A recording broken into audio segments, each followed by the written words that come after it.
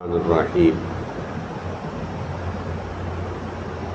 قال الله سبحانه وتعالى قل لن يصيبنا إلا ما كتب الله لنا هو مولانا وعلى الله فليتوكل المتوكلون صدق الله مولانا العليم. மேலான அல்லாஹ்வின் நல்லடியார்களே,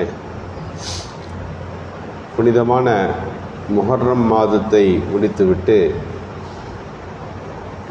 சஃபர் மாதத்தினுடைய தினங்களிலே நாம் வந்திருக்கின்றோம்.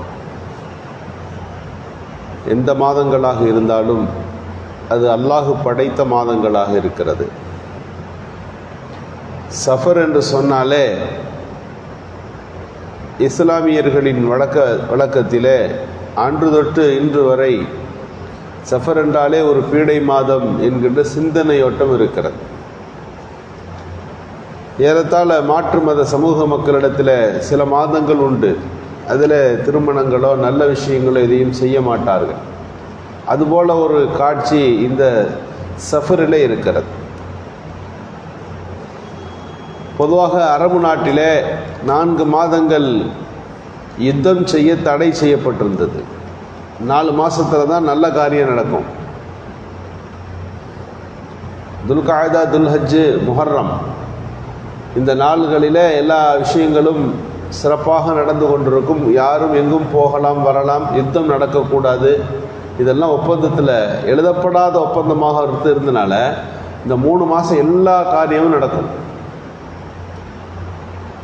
முஹர்ரம் முடிஞ்சு சஃபர் 1 பிறந்தா அப்படியே நிலைமைகள் மாறிடும். சஃபரில் ஒப்பந்தம் முறிஞ்சிருச்சு. இனி அந்த போர் விளக்கப்பட்ட 4 மாதங்கள் அதில் வராது. இப்போ என்ன ஆகும்னா அவங்கவுங்க அந்த இடத்துல நின்றுவாங்க, எதையும் செய்ய முடியாது. யார் இடத்துலும் தூரமாக போய் பேசுவது ரொம்ப குறைவு, இப்படிலாம் இருக்கும். எனவே சஃபர் பிறந்துருச்சுப்பா, சஃபர் வந்துருச்சுப்பா என்ற ஒரு பழக்கம். சஃபர் வந்துருச்சா இனி எதையும் செய்ய முடியாது. இது யதார்த்தமாய் எத்தோடு அமைந்தது என்று சொன்னால் 4 மாதங்கள் எதையும் செய்யலாம், எங்கும் போகலாம், ஒரு ஒப்பந்த காலம், யுத்தம் செய்யக்கூடாது. இந்த 4 மாதத்துக்கு பிறகு இந்த சட்டம் கிடையாது என்ற சூழல் இருந்ததுனால அது முதல் மாதமான சஃபரில் தாக்கம் அதிகமாக இருந்தது. எனவே சஃபரில் இதுபோல் நல்ல காரியங்கள் செய்ய முடியவில்லையே என்ற கவலை நாளடைவில் எப்படி மாறி போனதுன்னா, சஃபர்னாவே எதுவும் நல்ல காரியம் செய்யக்கூடாது என்ற நிலைமைக்கு சமுதாயம் அப்படியே மாறி போய்விட்டது. நபிகள் ஸல்லல்லாஹு அலைஹி வஸல்லம் அவர்கள் வந்த பிறகு இந்த 4 மாதம் மட்டுமல்ல, எல்லா மாதங்களுமே போர் விளக்கப்பட்ட மாதங்கள் போல மாற்றப்பட்டு விட்டது. மக்களுக்கு மத்தியில் உயர்ந்த சூழல்கள் வந்த பிறகும் இந்த சஃபர் ஒதுக்கப்படுவதை ஸல்லல்லாஹு அலைஹி வஸல்லம் பார்த்தார்கள். என்ன செய்தார்கள்? நல்ல காரியங்கள் செய்ய மாட்டீர்களா? ரசூலுல்லாஹி ஸல்லல்லாஹு அலைஹி வஸல்லம் அவர்கள் இந்த சஃபரிலேயே ஒரு திருமணம் செய்து காட்டினார்கள். திருமணம் செய்து அந்த மக்களுக்கு வழிகாட்டினார்கள். கடைசி பேருரையில் ஹஜ்ஜத்துல் விதாவில் சொன்னார்கள், இதுவரை ஐயாமுல் ஜாஹிலியாவில் என்னென்ன பண்புகள் இருந்ததோ எல்லாத்தையும் நான் மாற்றிட்டேன். எதுவெல்லாம் அறியாமை கால குணங்களோ அத்தனையும் நான் என் காலுக்கு கீழே போட்டு புதைத்து விட்டேன் என்று ஸல்லல்லாஹு அலைஹி வஸல்லம் சொன்னார்களே, அதில் ஐயாமுல் ஜாஹிலியாவில் இருந்த பண்புகளில் இந்த பண்பும் ஒன்று.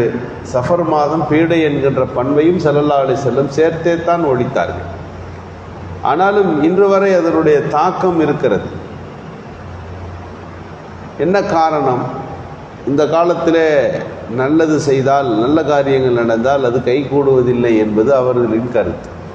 பொதுவாக வெவ்வேறு விஷயங்களை சொல்லி அதனால் என்று சொல்லுகிற பண்பு நமக்கு உண்டு.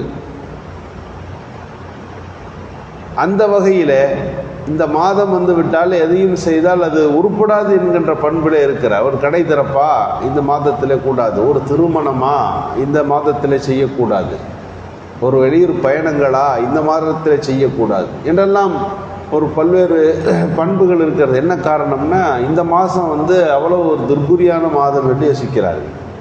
பொதுவாக அல்லாஹ் சொல்லுகிறான், நான் தான் காலத்தை படைத்தேன். ஒருவன் காலத்தை திட்ட வேண்டாம். காலத்தை திட்டினால் அது அல்லாஹ்வை திட்டியதை போல. உலகத்தை அல்லாஹ் தான் படைத்தான், அவன்தான் நிர்வாகம் செய்கிறான். அத்தனையும் அவன் செய்கிற போது அதில் ஒன்றில் குறையை நாம் கண்டால் அது அல்லாஹ்வை குறை காண்பதை போல் ஆகாதா? ஒரு நிறுவனத்தை ஒரு குறை சொல்கிறாரு அப்படின்னா அந்த நிறுவனத்தை இயக்கி கொண்டிருப்பவர்களைத்தானே குறை சொல்லுகிறார்கள். ஒரு வீட்டை குறை சொன்னால் அந்த வீட்டை கட்டியவர் மீது தானே குறை சொல்லுகிறார்கள்.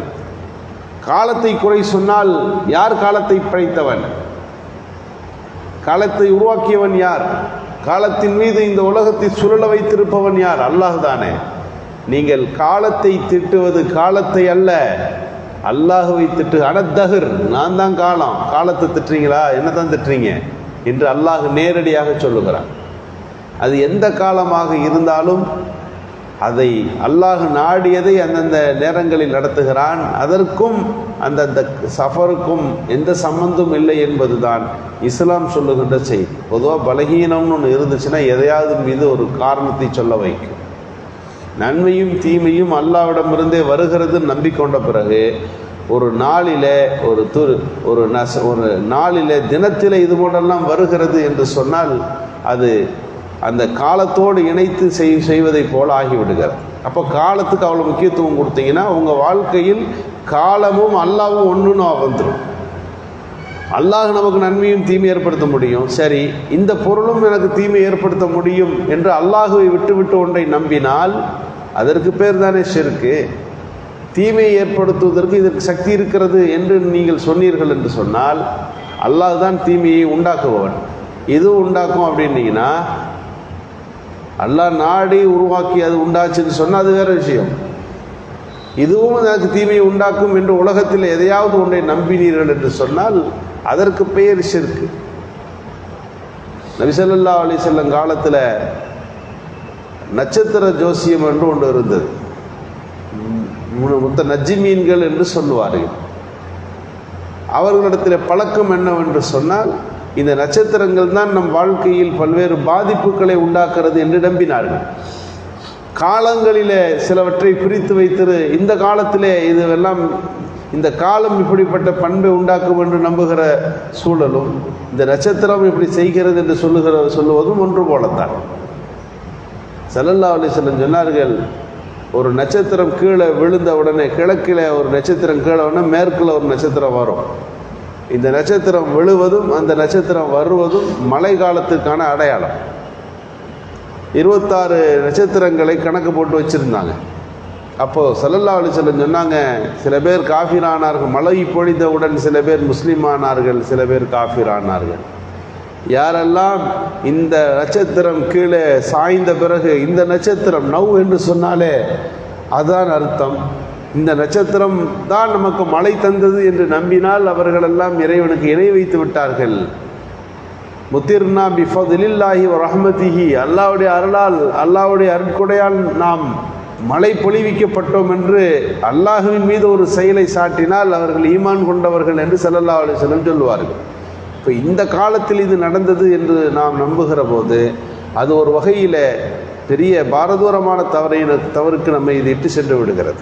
பொதுவாக ஒரு மூமினை பொறுத்தளவுக்கு சுபு தொழுகாத நாள் கெட்ட நாள், சுபு தொழுகலைன்னா அவர் கெட்ட நாள்னு புரியணும். அல்லாஹ்வுடைய கட்டளைகள் நிறைவேற்றப்படாத தினங்களும் நாட்களும் நிமிடங்களும் அது கெட்ட தினங்கள் என்று நினைக்க வேண்டும். இன்றைக்கி அதில் நமக்கு கவனம் இல்லை. வெவ்வேறு சந்தர்ப்பங்களில் வெவ்வேறு பொருட்களோடும் காரியங்களோடும் நாம் நல்லது கெட்டதை நிர்ணயிக்கிற போது அது ஈமானிய பண்புக்கு முரணாக ஆகிவிடுகிறது. சஃபர் மாதம் வந்தவுடனே பொதுவாக முஸ்லீம்களிடத்தில் இருக்கின்ற மூட பழக்க வழக்கங்கள் குறித்தும் அவர்களிடம் இருக்கின்ற இது போன்ற நற்குறி துர்குறி என்கின்ற சிந்தனை குறித்தும் அல்லாஹ் அல்லாத மற்ற வஸ்துக்கள் நம் வாழ்க்கையில் பிரதிபலிப்பை உண்டாக்குறது என்கின்ற அந்த சிந்தனை அவர்களிடமிருந்து போக்கப்படுவதற்கு சஃபர் என்று சொன்னாலே அந்த அறியாமை பழக்கங்களிலிருந்து நாம் விடுபட வேண்டும் என்கின்ற செய்தியை முன்னிறுத்துவது தமிழகம் மட்டுமல்ல, பொதுவாக முஸ்லீம்கள் நிறைந்து வாழ்கிற எல்லா இடங்களிலும் இந்த சஃபருக்கும் இந்த துர்குறி சார்ந்து நாம் சிந்திக்கின்ற சிந்தனைக்குமான தொடர்பு படுத்தி பேசப்படுவது வழக்கம். அல்லாஹு சுப்ஹானஹு வ தஆலா எல்லாவற்றையும் அவன்தான் செய்கிறான், அவன்தான் எல்லாவற்றையும் நிர்வகிக்கின்றான், நல்லதும் கெட்டதும் அவன் கைவசமே என்கின்ற ஈமான் ஈமானிய உறுதியை நாம் ஏற்படுத்துவதற்கு அல்லாஹ் தௌஃபீக் செய்வானாக.